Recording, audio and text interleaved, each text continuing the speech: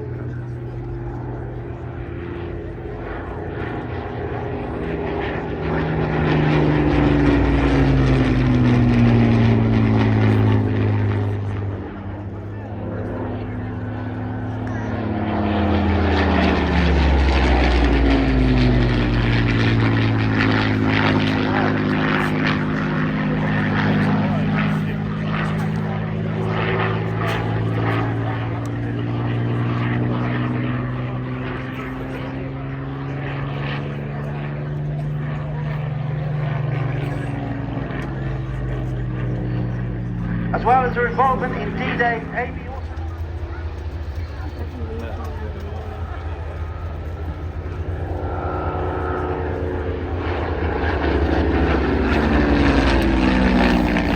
In March 1972, after complete overhaul, P-865 was flown to Colchester and presented by Hawker Siddeley to the BBMF.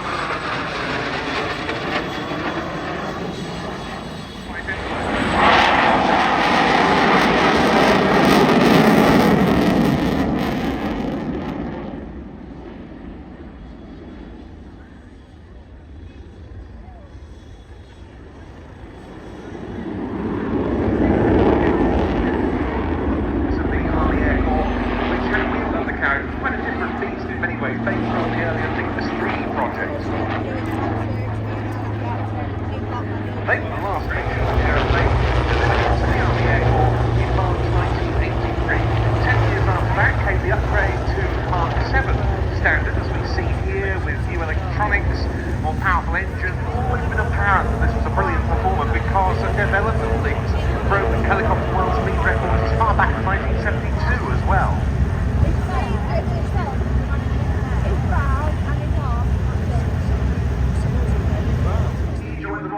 Air Force in 1992 and graduated from the King Hussein Air College 3 years later. He's got in excess of 3,400 hours in his logbooks flying the F5 and the Mirage F1 in the Royal Jordanian Air Force on the front line. So there is that cloverleaf. And as they head away from us, they're doing so what we refer to as the B axis, the A-axis heart.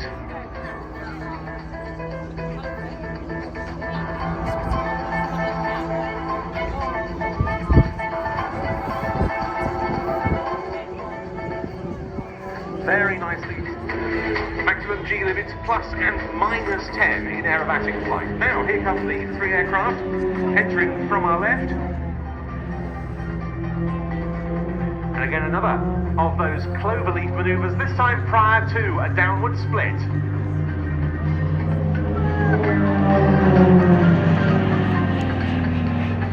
Solo going onto the knife edge, and up goes the free ship in line abreast formation for a loop. The one pilot I haven't spoken about yet is the right wingman. That's Major Ahmad Al-Rababa, who joined the Royal Jordanian Falcons in 2019. Like all his colleagues, a graduate of the King Hussein Air College, doing so in 2009 as a fighter pilot, flew the F-16 for 8 years, including a stint as an instructor pilot. This time showing the penetrating performance, climb performance that this aircraft has, reaching 1,200 feet at the top of this manoeuvre for a double hammerhead stall.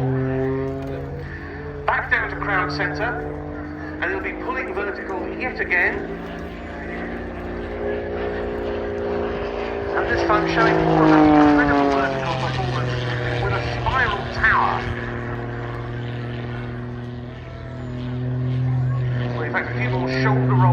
start with.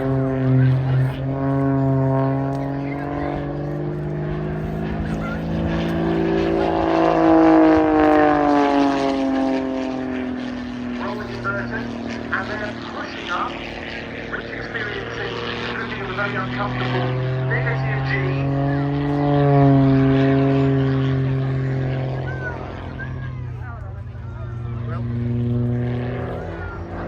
And there he is on the knife edge. Excellent chance to see the very attractive livery arrive to the pits.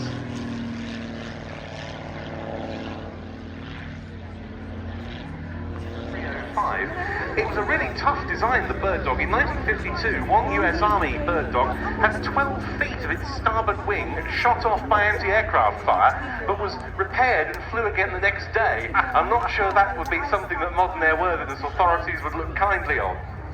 It was redesignated the O-1 in 1962, and most of them were turned over to the US Air Force because the US Army was increasingly becoming a helicopter force. They were then so heavily used in the Vietnam War as forward air controllers and directing airstrikes by the likes of effective light aeroplane. This Mark VI model was one of the first of the post-war military Marks, which went through several other iterations. That's the aircraft heading in from right to left. Left to right, meanwhile, is the Cessna L-19 Bird Dog. And clearly you can see this is a Cessna. It has that family resemblance that you still see in general aviation today at your local airfield. This aircraft was from the late 1940s.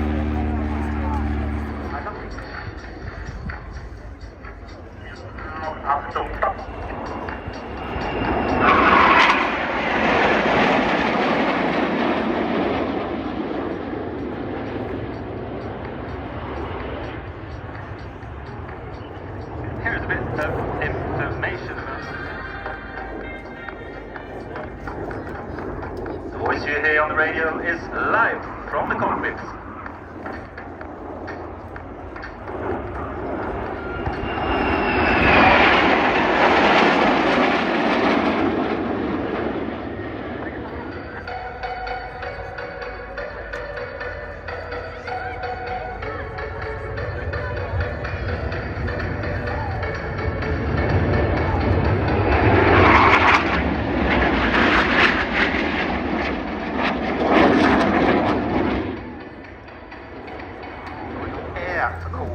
Much more robust against ground fire, and particularly in the sort of low-level regimes.